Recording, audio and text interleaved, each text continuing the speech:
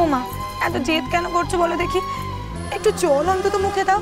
সত্যি মা, আমরা কি তোমার সন্তান নই? আমাদের মুখ চেয়ে অন্তত খাও।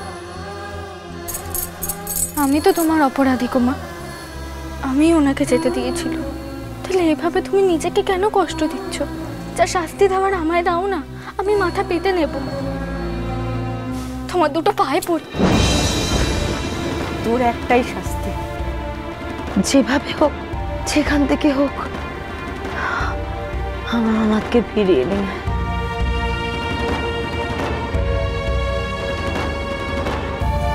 সে ক্ষমতা আমার নেই গো মা, কিন্তু আমি তোমাকে কথা দিচ্ছি, উনি যদি ফিরে আসেন তাহলে আমি আর কোনোদিন কখনো ওনাকে একলা ছাড়বো না।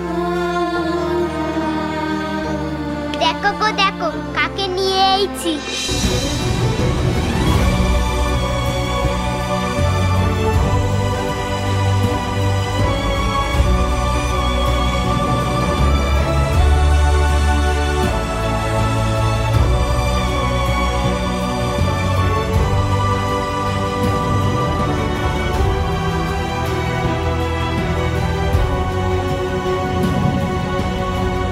অনাথ, অনাথ, তুই এসেছিস বাবা।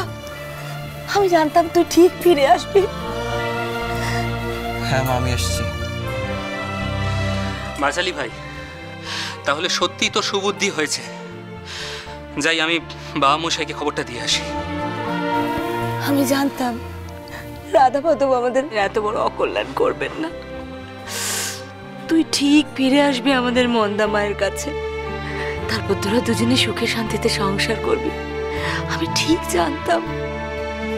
তোমরা ভুল ভাবছো মা, আমি কিন্তু এখানে মন্দাকিনী দেবীর সঙ্গে স্বামী স্ত্রীর মতো সংসার করতে ফিরে আসিনি।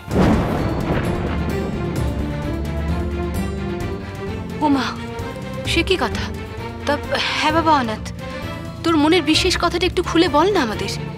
সোজাসুজি বল তো বাবু, অমন হেয়ালি করিসনি।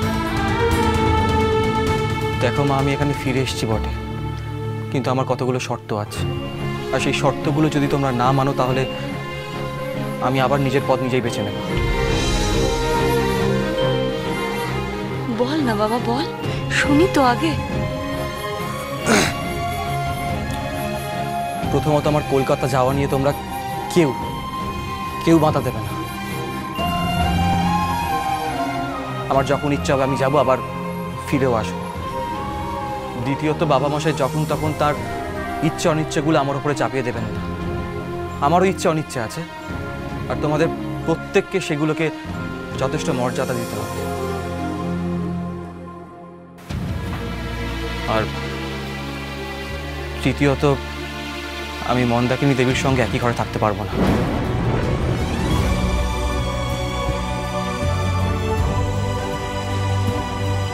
প্রভাত কুমার মুখোপাধ্যায়ের বউ চুরি, সোম থেকে শনি সন্ধ্যে 7:30টায়, আকাশ 8-এ।